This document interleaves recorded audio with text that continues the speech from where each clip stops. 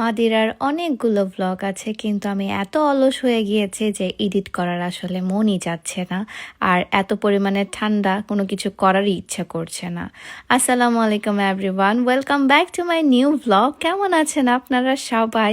আজকে মাদিরার আরেকটা ব্লগ নিয়ে চলে এলাম, মানে হচ্ছে সেকেন্ড দিনের ব্লগ। সকালে ঘুম থেকে ওঠার পর রেডি টেডি হয়ে আপনাদেরকে একটা আমাদের উইন্ডো ভিউ দেখায়। এটা হচ্ছে আমার উইন্ডো থেকে ভিউটা ছিল অসাধারণ।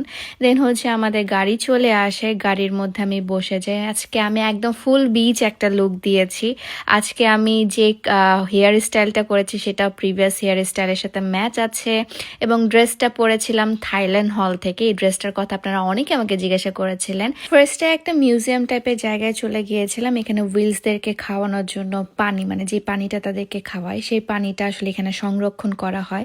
সো একটু নর্মালি ব্রেক দিয়েছিলাম এই জায়গাটার মধ্যে। আর আজকে মেইনলি আমি সি সাইডগুলো ঘুরবো, সো সেই জন্য আরো বেশি হ্যাপি লাগছিল যে আমি আজকে ফাইনালি সি সাইডগুলো ঘুরতে যাচ্ছি।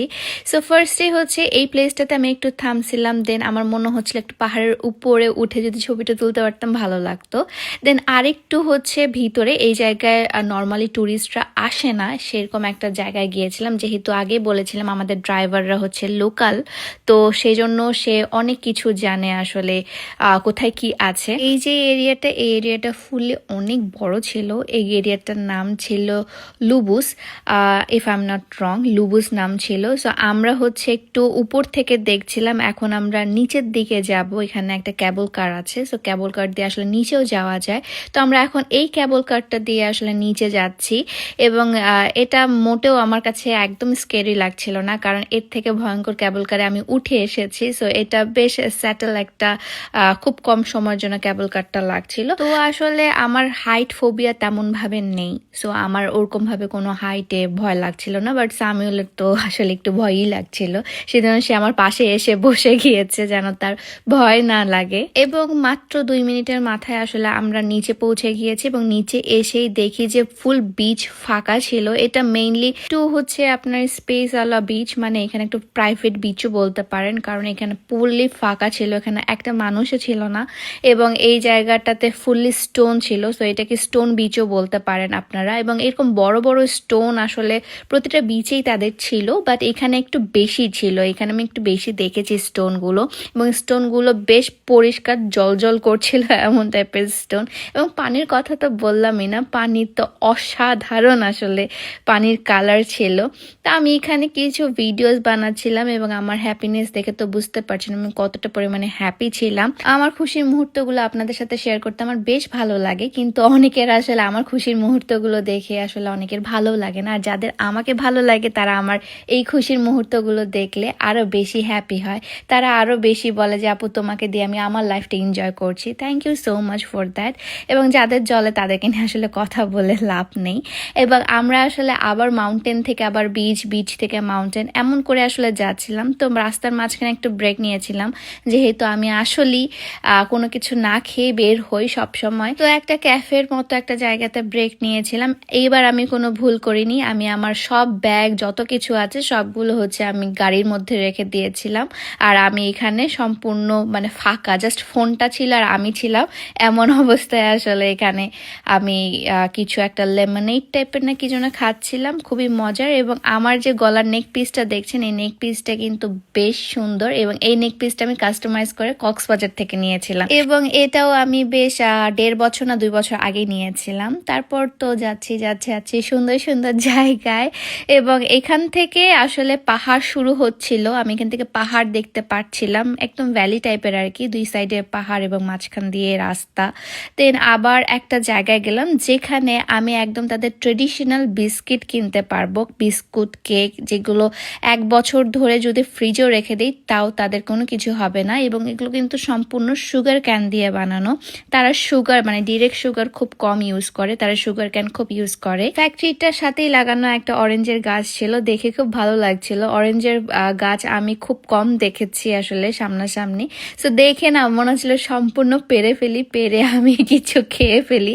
আমার অরেঞ্জ অনেক বেশি পছন্দ। আপনাদের কার কার এই ফ্রুটটা পছন্দ আপনারা কিন্তু কমেন্ট করে জানাবেন।